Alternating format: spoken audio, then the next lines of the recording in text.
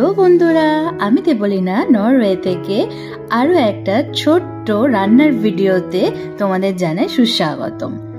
বাড়ি ছেড়ে বেশ কয়েক মাস হলো বহু দূরে আছি, কিন্তু বহু দূরে থাকলেও বাড়ির সেই মায়ের হাতের নিরামিষ খটোমটো, হ্যাঁ খটোমটো বলছি কারণ এই রান্নাগুলোর এত তামঝাম আমার খটোমটোই লাগে, খেতে তো ইচ্ছে করে বলো।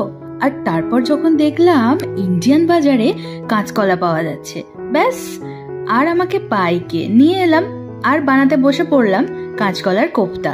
তো এখানে সব কাটাকুটিগুলো সেরে নিয়ে তারপর আমি এগুলো জলে একটু সেদ্ধ করে নিলাম। সেদ্ধ করার পর একটু কাঁচা কলা আমি কাঁচাও রেখে দিয়েছিলাম, কারণ আমার কাঁচা কলা ভাজা খেতেও ভীষণ ভালো লাগে। মা আমাকে এটা ডাল ভাতের সাথে প্রায় বানিয়ে দিত, তো সেটাই মনে করে বানিয়ে নিয়েছিলাম। তারপর যে আলুটা সিদ্ধ করেছিলাম সেটা একটু ভেজে নিচ্ছিলাম, আর অন্যদিকে যে কাঁচা কলাটা সেদ্ধ করেছিলাম সেটাও একটু সেনে নিচ্ছিলাম। ডেলিকার যে মশলা, জিরে গুঁড়ো, ধনে গুঁড়ো, নুন, একটু বেসন দিয়েছিলাম যাতে বাইন্ডিংটা হয়, আর একটু কিশমিশও দিয়েছিলাম, আর নুন লঙ্কা তো ছিলই। আর অন্যদিকে আমি কিন্তু কাঁচা কলার খোসাটাও ফেলিনি। চলো দেখতে থাকো ওটা আমি কি করি। আর এরপর আমি মশলাটা বানিয়ে নিলাম একটু কাজু, পোস্ত, আমন্ড দিয়ে, সাথে সাথে বড়াগুলোও গড়ে নিয়ে ভেজে নিলাম। আর ডেলিকার যা গুঁড়ো মশলা সেটা একটু আমি জল দিয়ে গুলে রেডি করে নিলাম, সাথে একটু দইও দিয়েছিলাম। আর অন্যদিকে এখানে কড়াইয়ে একটু গরম মশলা ফোড়ন দিয়ে আদা বাটা দিয়ে আর টমেটো দিয়ে একটু কষিয়ে নিচ্ছিলাম।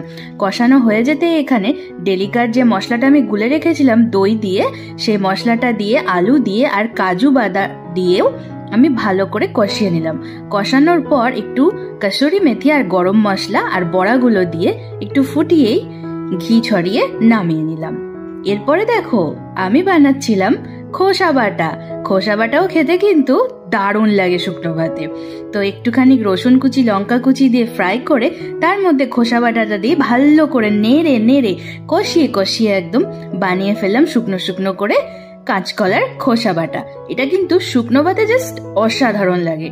এই যে খেয়ে নিচ্ছি, উফ, বলতে বলতে আমার জিভ দিয়ে জাস্ট এখন জল পড়ছে, মনে হচ্ছে আবার কবে বানিয়ে খাবো। তো যাই হোক, খোসা বাটা দিয়ে তো প্রথম গ্লাস ভাত খেলাম, তারপর ওটা শেষ করে নিয়ে নিলাম কাঁচকলার কোপ্তাটা। ওফ, এটাও যা খেতে এত টেস্টি হয়েছিল, আমি তো বলতে বলতে এখনই আমার এক মুখ ভর্তি জল হয়ে গেল। আমার বন্ধু পিউকে দেখে আরো বেশি করে উৎসাহিত হয়ে এটা আমি বানাতে বসে পড়েছিলাম। যাকে ভালোই হলো, মজা করলাম। তোমাদের যদি এই ভিডিওটা ভালো লাগে অবশ্যই একটা লাইক করে